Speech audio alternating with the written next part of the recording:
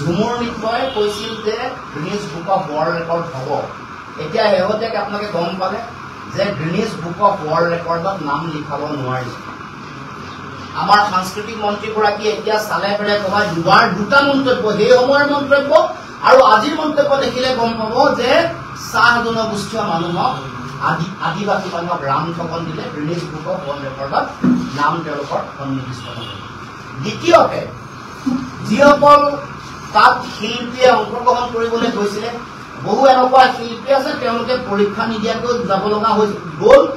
আৱেগিক হ'ল যে এটা বিশ্বত আমাৰ নাম হ'ব, বহুতে তেওঁলোকক তেনেকৈ পৰিচিত কৰিলে গ'ল। তেওঁলোকৰ এটা শিক্ষাবৰ্ষ হেৰুৱালে, কোনোবাই মেট্ৰিক নিদিয়াকৈ গ'ল, কোনোবাই হায়াৰ ছেকেণ্ডেৰী গৈ এটা শিক্ষাবৰ্ষ হেৰুৱালে, কিন্তু সেই শিল্পীসকলেও প্ৰাপ্য পইচাটো নাই পোৱা। মই বিষয় এটাকে আহিছোঁ, কাৰণ ইয়াৰ লগত প্ৰধানমন্ত্ৰীৰ দেশৰ এই ভিজিটটোৰ লগত এই কথাবোৰ জড়িত হৈ আছে। গতিকে আমি দেশৰ প্ৰধানমন্ত্ৰীক কৈছোঁ, গ্ৰীনিছ বুক অফ ৱৰ্ল্ড ৰেকৰ্ডত ঝুমুৰ নৃত্য সন্নিৱিষ্ট নহ'ল হ'ব বুলি তেওঁলোকক মাতি নিছিল। এইটো অসমৰ মুখ্যমন্ত্ৰীয়ে চাহ জনগোষ্ঠীৰ পৰা চৰম প্ৰতাৰণা।